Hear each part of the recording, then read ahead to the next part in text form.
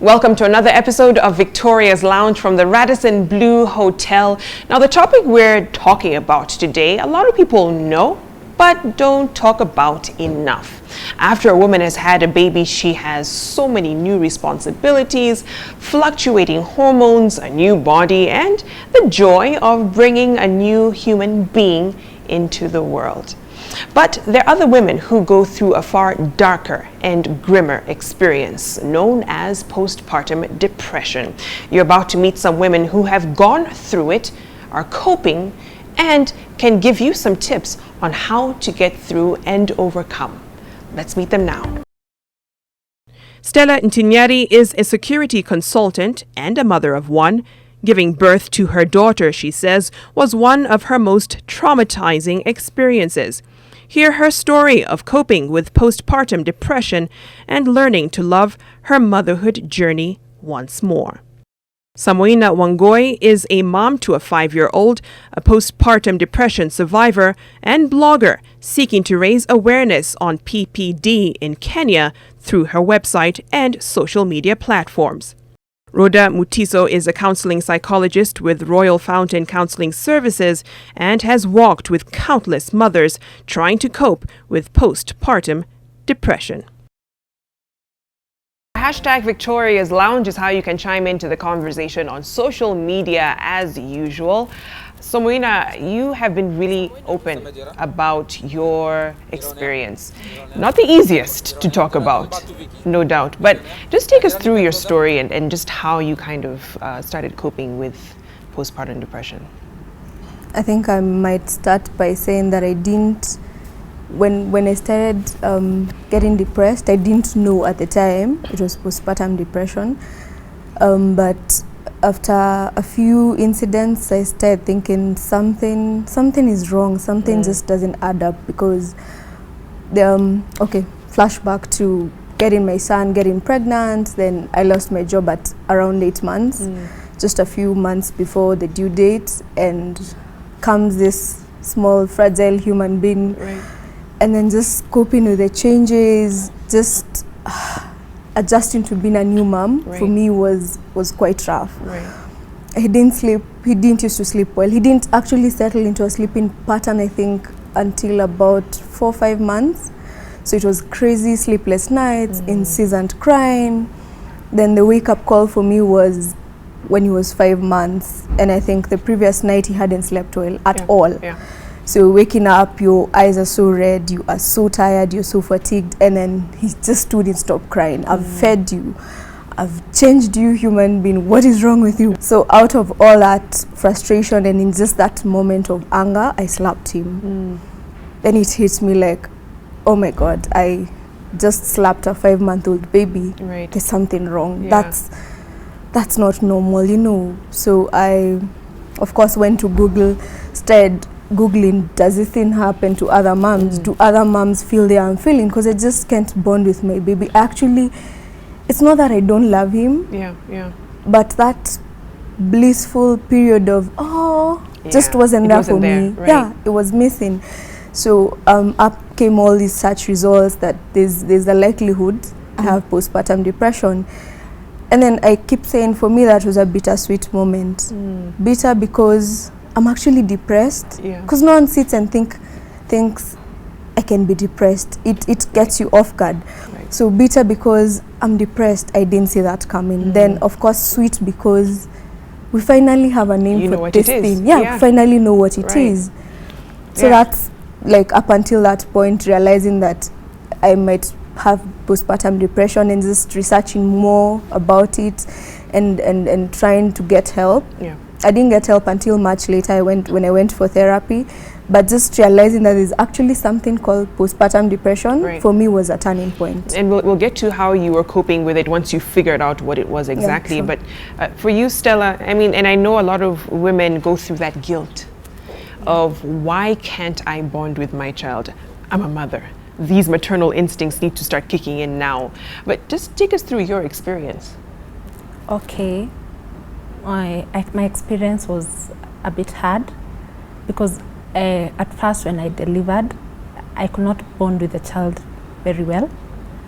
I had fear that I will harm the baby. I had a lot of fear during the night. I could not sleep alone with the baby at night because of darkness. I was also anxious. I didn't know what to do. Then that's when I realized there was something wrong with me. That's when I Googled about depression, and the symptoms really matched what I had. Right. I also had fear of death. I thought of, I imagined myself dying, and leaving the baby alone. So what prompted that? What do you think prompted this fear of you leaving the baby or dying? I could say because of my past experiences. I lost my mom when I was a young girl. So I fear that it would recur. The experience I'd gone through would recur. Yeah. And you know, Rhoda, she's bringing up a very real experience for a lot of women, and you deal with a lot of women who've gone through PPD, and I wonder, how does someone differentiate between baby blues, as we call them? Usually you go through them 2 weeks after, and real PPD, postpartum depression. How do you differentiate between the two? Okay, baby blues occur pretty much after delivery. Yeah. And they are not very intense, and they are not, they only last for maybe a week or two. They may be characterized by mood swings, and of course the anxiety and all that, but the period, they don't last for a long time.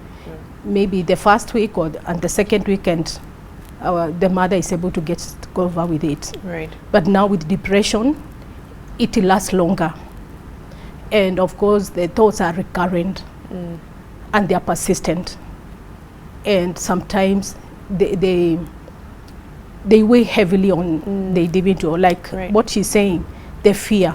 Yes. It was so recurrent, and the anxiety was very high. Yeah. And she could not trust herself alone with her baby. And she felt like if left alone with the baby, she might not be able to control her feelings of harming the child. Yeah. And then that became recurrent and recurrent and recurrent, and persisted for quite some time. Yeah. So is there a difference between like clinical depression and postpartum depression, just in terms of triggers or symptoms?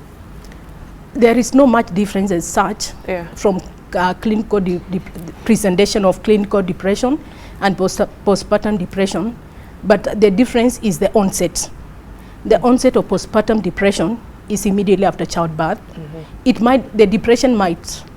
The client might have had, or the mother might have had depression during pregnancy, but postpartum depression is diagnosed after childbirth. Okay. So the onset is what brings in the difference. Yeah. And I wonder, Samoina, in your case, did you sense like these feelings prior to delivery at all, or is it just something that kind of came after your son was born?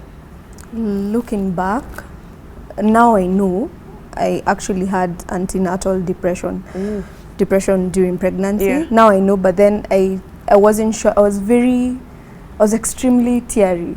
I'd walk in town and I'm just crying because I'm thinking, this is going to be tough. Then the father to the child has been absent in our lives from pregnancy. So that was a very big contributing factor. I knew I was winging this alone. I knew I was going to be a single mom. So all those thoughts were just, they're overwhelming. So now that I look back, now that I'm here, I can be able to tell my depression pretty much set on during pregnancy. But then I didn't know.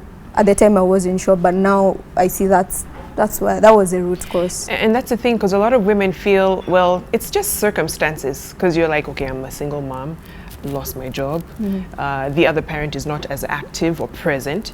So these are things that would compound and really affect my mood and behavior. And you're not thinking that it's probably something more serious. That's true. It's true. You walk around, you wake up, you're constantly feeling overwhelmed, but then sometimes when you share it with your friends, you're told those are the hormones. But then, just like Rhoda has said, depression has that element of recurrency. It's not just one bad day, it's day after day after day. Like on weeks on end. It, Right. it doesn't look like it has an end. Right, So right. for me now in this space is when I realized that antenatal depression was actually a key factor now coming to depression after Right. after giving birth. Okay, on that note, let's take a short break. When we get back, we'll be talking about coping with PPD once they found out just what it was. We'll be right back.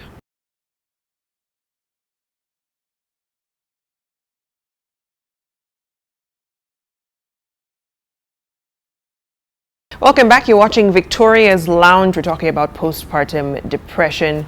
Now, you had alluded to it a bit, Samoina, but in terms of causes for you, and it's interesting, Stella, you mentioned that the fear, the intrinsic fear you had of your mom leaving at a young age and passing away at a young age, that now kind of played out that much more during your bout with postpartum depression. But what more do you think was a cause for you? During the delivery of my baby, Yeah. the experience was so traumatic. I can say, okay, I delivered normally, but induced twice, and it was very painful, something which I did not expect. Okay. Okay. Secondly, at work, at my workplace, I was a new mother, and I had to work till late, and a lot of work. I had to travel a lot. That could also have caused the depression. Yeah, Yeah. yeah. And Rhoda, I mean, she's mentioned, and of course, Samoina mentioned some of the causes, but what are some of the telltale signs that this is what you're dealing with? One of the main causes, Yeah. hormonal changes, because during pregnancy, hormonal levels raise, and then after birth, there is a sudden drop of hormones in the body. Right. And that sudden drop sometimes leaves the individual feeling fatigued, Yeah. tired, and of course, she might go into a depressive mood. Then another cause could be trauma of any kind occurring during pregnancy and immediately after childbirth. Okay. Could be loss of a loved one, could be an accident during pregnancy, could be loss of a job, and during childbirth, trauma could be even during a traumatic delivery. Okay. Yeah, that could really affect maybe the child getting suddenly ill or the mother getting suddenly ill, where the child goes to the ICU or something like that. Sometimes even when the child is deformed, that is again can be very traumatizing. Right. And difficulty in breastfeeding for this new mother, you know, any traumatic event occurring during pregnancy or immediately after childbirth can be a big cause. And I wonder, are some mothers more at risk than others? Yes. Okay.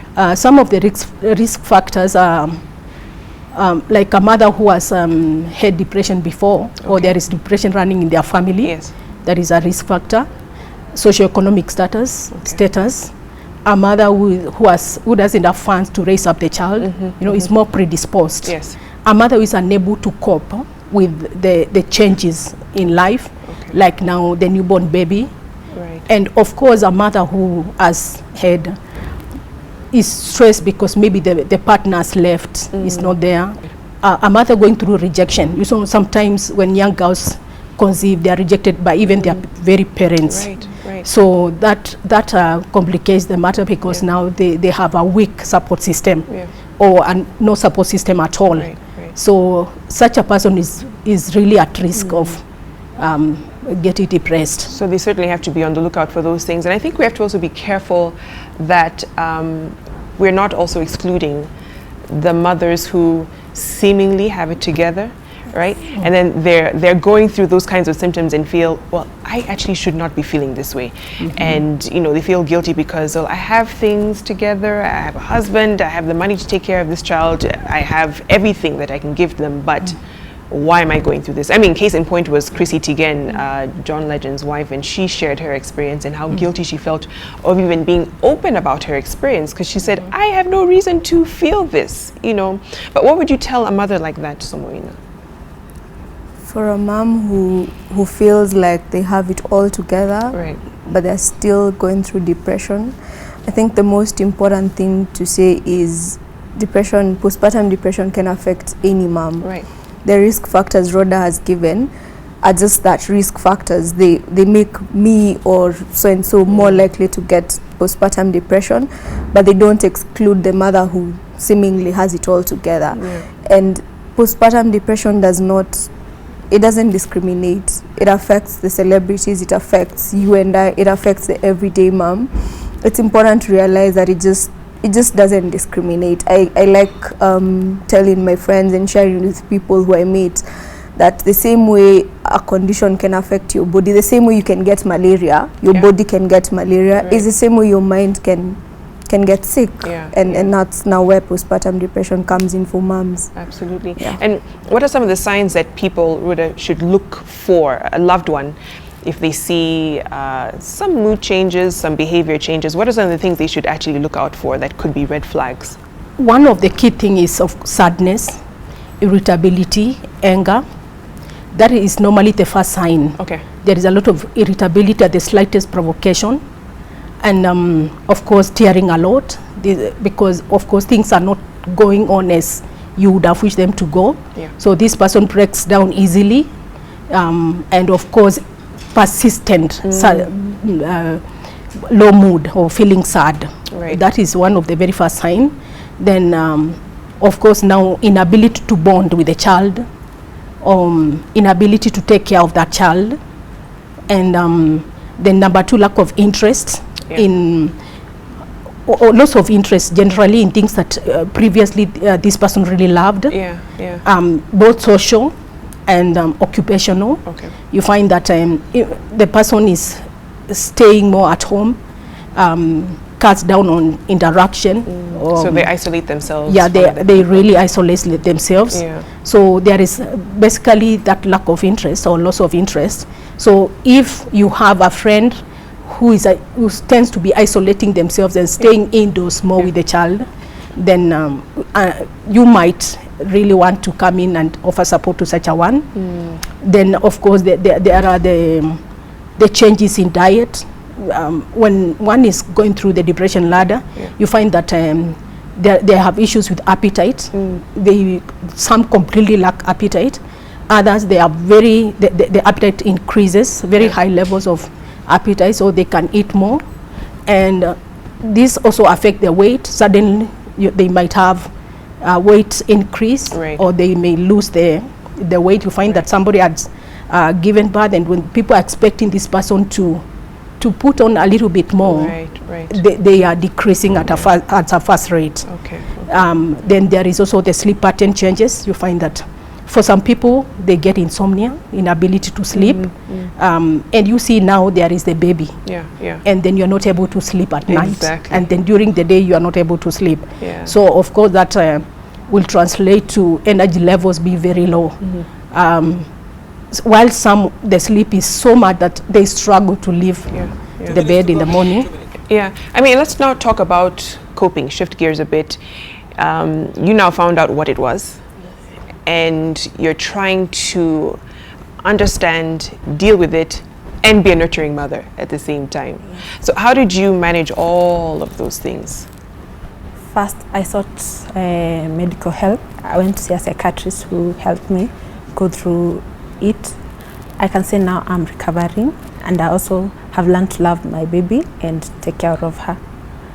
Yeah. How often do you go for counseling sessions, for instance? I go for counseling sessions, say twice a month. Okay. Yeah. Okay. And when you feel the bouts of depression coming, because I hear a lot of women say they fear every time they sense they're about to slip into something. How do you deal with that? I keep myself busy. Okay.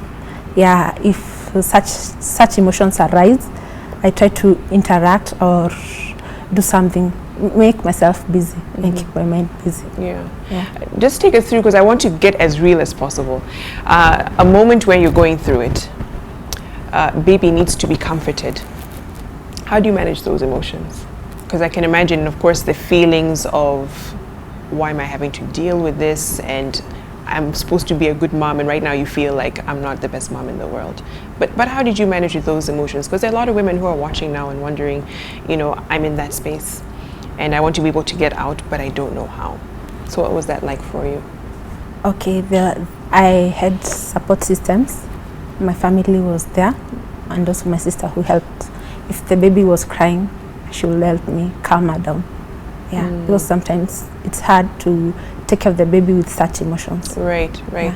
And that helps a whole lot when you have someone to at least take baby when you need to really kind of deal with the emotions, you know. And a lot of women do not have that, Samoina. So for the mom who doesn't, and now you're coping, you can take us through what you went through. Did you have that kind of support system? If not, how did you deal with it? After knowing that I was likely to be suffering from postpartum depression, I knew I needed to seek help. And I say this because, like her, I had a lot of fear of harming the baby. For me, it was so bad, I wouldn't go into the kitchen because I had very vivid visions of harming him. So I avoided the kitchen, the knives. So at that point I knew I needed help, but I couldn't afford it because I still wasn't working. There's several support groups online, and I joined those because that was what was available at the time. But then in the heat of a moment, like if I was having a depressive bout, I'd just leave a baby for a few minutes and just walk away. Because for me, I really struggled with the anger. The anger was so intense, and so after now slapping him and having all those intrusive thoughts, I learned how to take a breather. Like just take 5 minutes, just go outside, get out of that place where there's all that crying, just go outside and breathe. Then come back in a better mental frame. For me, that would work in the heat of the moment. Then just like Stella is saying, reach out to your friends. Talk to someone, let someone know what you're going through. It helps to let it out, and it eases the burden on a mom. For now moms who may not have someone there and then to help with the baby. So that's what worked for me at the time. And I think it's great that you had at least, even if it was online, but support groups that you can go talk to other women who have gone through the same thing. You started blogging, and I know you'll talk about how therapeutic that was for you, and hopefully that helps a lot more moms who are going through it. We'll come back and talk about just how to have a release and to deal with stigma as well, because a lot of women do not talk about this because of the guilt and the stigma that society places upon them. We'll be right back.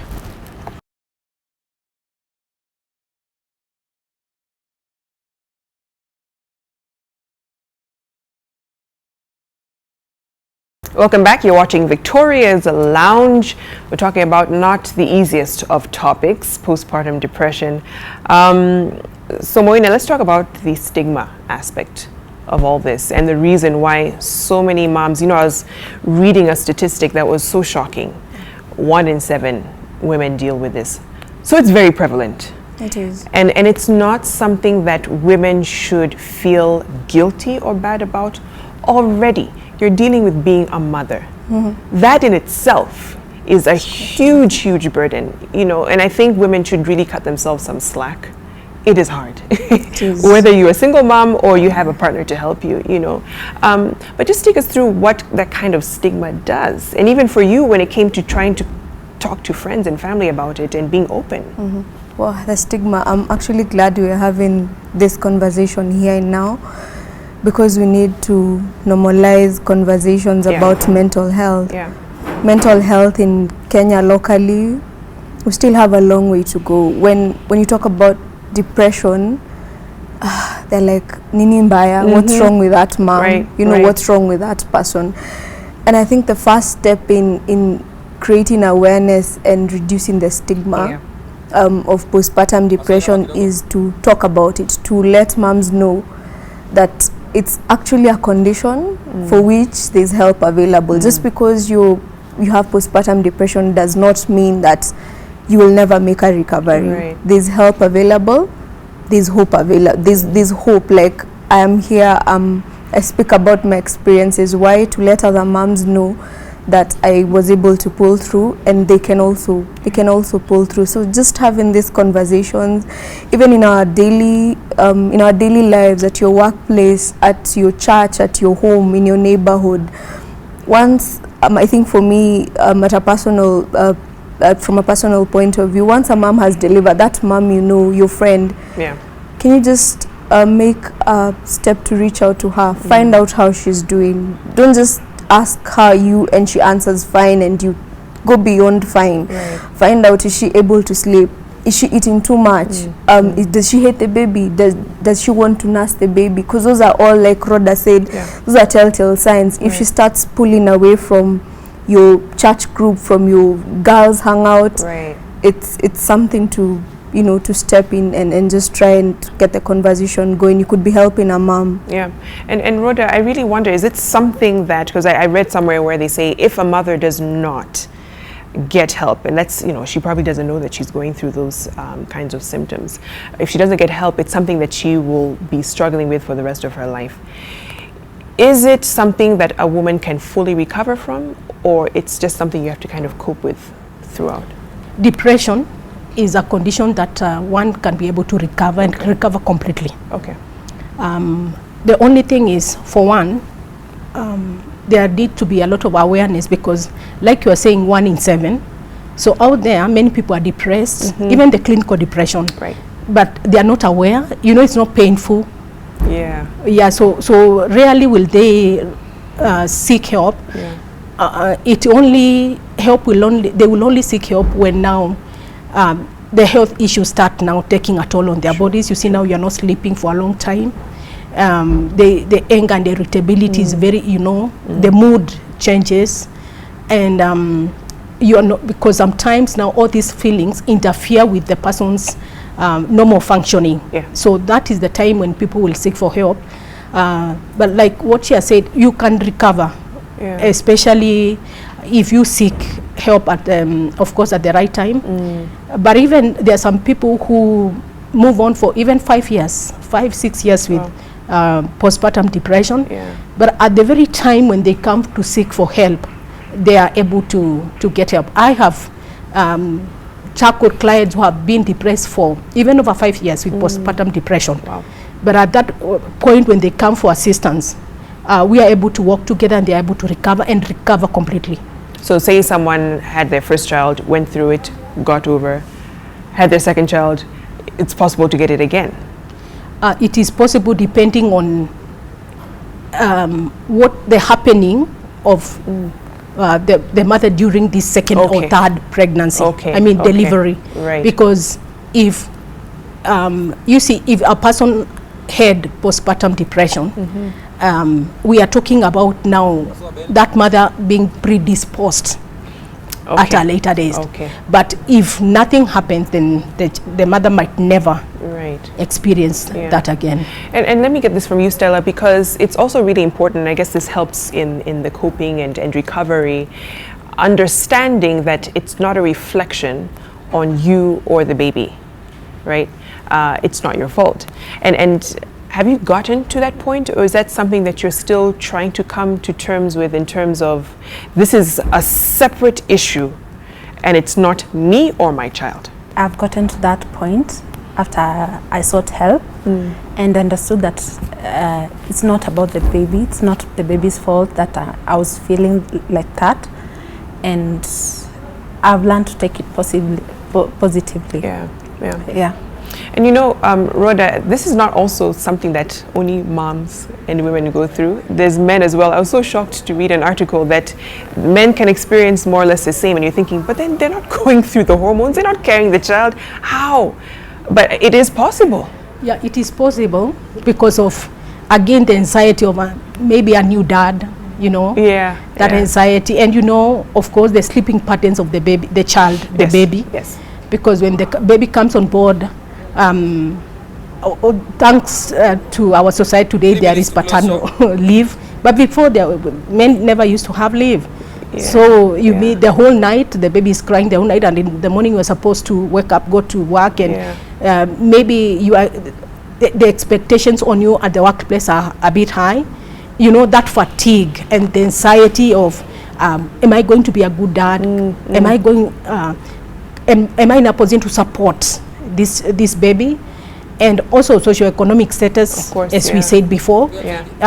Lack of finances actually to provide for the child can also increase the father's anxiety, Okay. and of course affect the father's mood. And So what would be the signs? How would you know that he could possibly be going through PPD? the irritability Yeah. is very key. When I talk about irritability, I mean, unlike before, you find that you are easily provoked. Okay. Yeah, and then the You can effects, probably lash out on someone. yeah, and then you might be, this fatigue that is not leaving, and of course the sleep and the eating patterns. Yes. Then if it's severe and if it persists for some time, Yeah. then now the father might experience just the normal symptoms of depression, the hopelessness, helplessness. You feel like you're very useless, and Yeah. a lack of concentration at Yeah, work yeah. or at a major task, Yeah. Yeah. a feeling of emptiness. And I was reading about also the fact that it can cross from PPD to psychosis, Yes. which is now the really dangerous and fatal part Yeah. of this. And when should someone really seek? I know you should seek help before then, but when you reach that point, how would they know? To some extent, the mother might not really know that she's drifting from just normal postpartum depression Yes. to psychosis. Yes. But the people living with her will be able to observe those signs. Why? Because when you are drifting to psychosis now, it is a more serious and severe condition, because now you find that it is characterized by hallucinations. Okay. It is characterized by delusions, paranoia, where you suspect everything and everybody, and of course now you start sensing or seeing things that nobody is seeing. Right. That kind of a thing. Yeah. You are losing it all. And of course at that point, this mother is not able to take care of the young baby. Yeah. Yeah. And at that point, she might not be aware that she's at that point. Okay.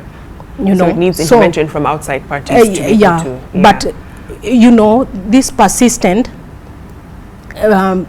postpartum depression, these persistent feelings of helplessness and worthlessness, Yes. and also a preoccupation with suicidal thoughts, and that for a period of time will have meant the mother know that something is not really right with me, Right. just as we have had with both of them. Yeah. That preoccupation preoccupation with death. Right. And it could start with just simple suicidal ideas, then persistent thoughts of concrete ideas on how to carry it out. Yeah. Yeah. So that helps the mother to know. But now when it switches to psychosis, then at that point the mother is really losing it altogether. Okay. And as we close this conversation, I'd like to finish with you, Samoina, because you've actually taken the step to help other women through your blog and really trying to normalize this kind of discussion and conversation. So how do we do that even more, and also compel more women to go for PPD screening as well? Where we at right now, just by having these conversations and by having both of us moms on board, is a starting point. The moment we talk about it, someone who's suffering and may not have an idea that they're actually struggling with postpartum depression, it's a step forward. But then I also have to mention that there are different stakeholders in the field. We need to make maternal mental health a priority. There are hospitals, there are doctors. I really hope and pray for a Kenya where maternal mental health will be a priority. After you deliver, have a doctor ask you, apart from the baby's weight and the baby's height and the baby's everything, how is the mom? Right. How is she faring? Is she sleeping well? Is she eating well? Does she resent her baby? It's a multifaceted approach, but I think just by the fact that we are creating awareness and talking about it, that's a step in the right direction. Great. Thank you so much, Stella, Rhoda, and Samoina, and just bringing this to the fore and making it more real for a lot of women. And for those of you watching, Stella and Samoina's stories are not unique. A lot of women who are watching now know exactly what it's like, and beyond the stories and the information that you've heard, tonight. We also want to connect you to groups and people who can help. So we'll have some helplines and contact information on our Victoria's Lounge Facebook page. So head on over there and you'll be able to get all the details so you can get some help and get over it and know that you're not the only one going through it and you shouldn't be ashamed. All right, it's a part of life. Thanks for watching. I'm Victoria Rubadiri. Thank you to the Radisson Blu Hotel for hosting us. Have a wonderful evening. Let's do this again next week.